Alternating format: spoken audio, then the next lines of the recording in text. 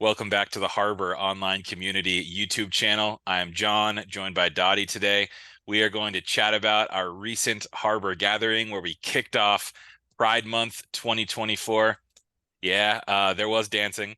Dottie led the content portion of the evening. So Dottie, would you give us a little overview of what we looked at Harbor?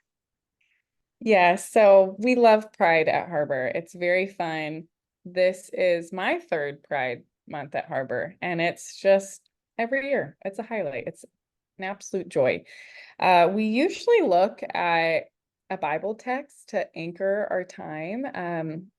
And we've covered a lot over the years and outside of Pride Month. So it's always interesting trying to look at something new. And every Pride Month, we do it out of a place of joy. We're not trying to win theological arguments and look at the clobber passages in the Bible. We're just excited about the texts that are joyful and queer. And so we looked at the story of David and Jonathan and this relationship that is a very queer relationship. Now, by that, I'm not saying we know for sure if they were in a romantic relationship, but the two of them, these two men, talk about each other, this intimate bond. They have a covenant with each other. Jonathan loves David more than he loves women. It is just like such a intense, odd, intimate relationship that transcends any type of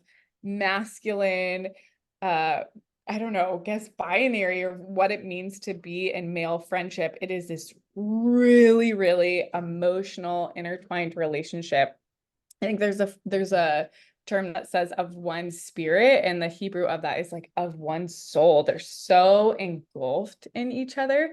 So we explored that and we celebrated what it means for all of us to be in these relationships that are queer, whether romantic or not, but how we get to reimagine our own family systems, our own way of belonging, our own intimacy in relationship, and that transcends beyond male female partnerships, and it transcends beyond the nuclear family. But being part of like queer relationships and celebrating queerness is that someone like me who is married to a man can also be loved and be an intimate connection with people outside of my little nuclear family. And that definitely, I know I've definitely experienced that in the queer community.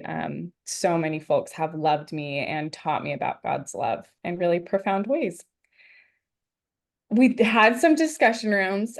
We did start our time with a Ted Lasso clip that I had us play. John, would you tell us what was in that clip?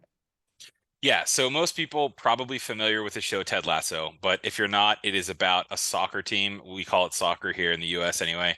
Um, and one of the players on that team named Colin is gay and he is closeted. And one of the long storylines that's unfolding in the third season of the show is whether and if and how and to whom he's going to come out. He's very worried about it. And he finally does. And the clip we watched is just after the moment when he finally tells the whole team that he's gay. And we see their reaction. And the gist of their reaction is, "Hey man, that's cool. Like we don't care that you're gay. Like no worries." And he's very relieved to hear that, honestly. But then the coach, Ted Lasso, um, sort of says, "Hey, maybe there's something a little bit off about the way we are phrasing our support for Colin, because what we're saying is we don't care that you're gay, as in it's not a problem that you're gay. But the words we don't care, that's not the right note, is it? We do care. What we should be saying is we care deeply about you, about your queerness. We support you, we celebrate who you are and the way you love. And he does this with a really convoluted, weird analogy about being fans of different US football teams. It's a strange, long joke that it's not my favorite part of the scene, to be honest. But at the end, the team kind of gets it, and they're like, "Yeah, we want to be that. We do care about Colin. We care that he's gay. We support him." So that's kind of the gist of the scene. Thanks. Yeah. And it was also just Pride is fun. There's a lot about Pride that we celebrate. And we're yeah, just a theme of this month is joy. And it's always fun to watch Ted Lasso clips. So that was yeah, thanks for the summary. What emerged in your discussion room?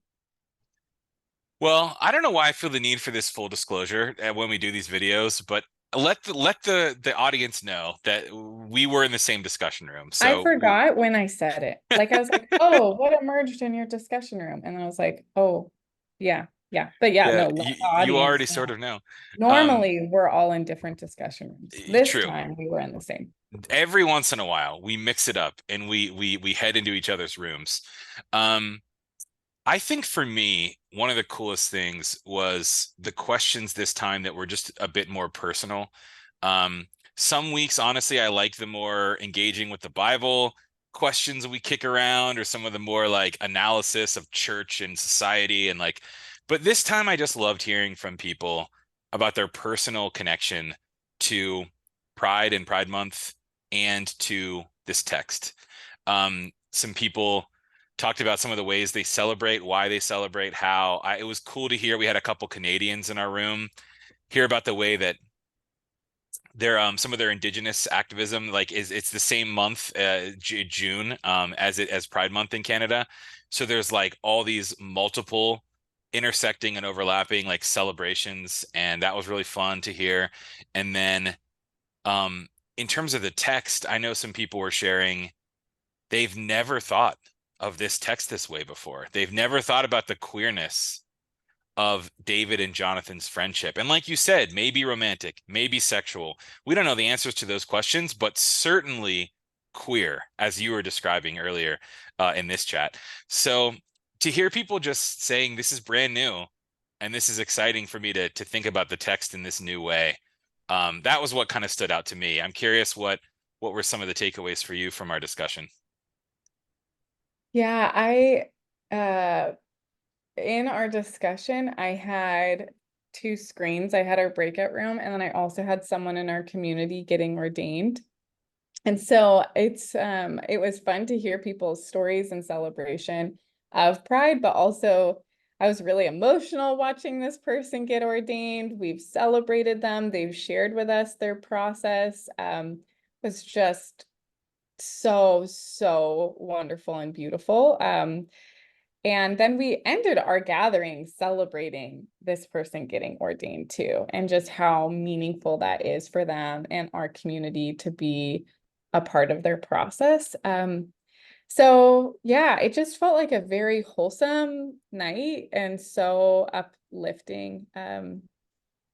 Yeah, so there was plenty in the discussion to unpack, but that what stood out to me was watching our sweet community member get ordained and um just feeling all of the emotions for them as we were watching. It was so sweet. So Yeah, and you had a lot happening in our call.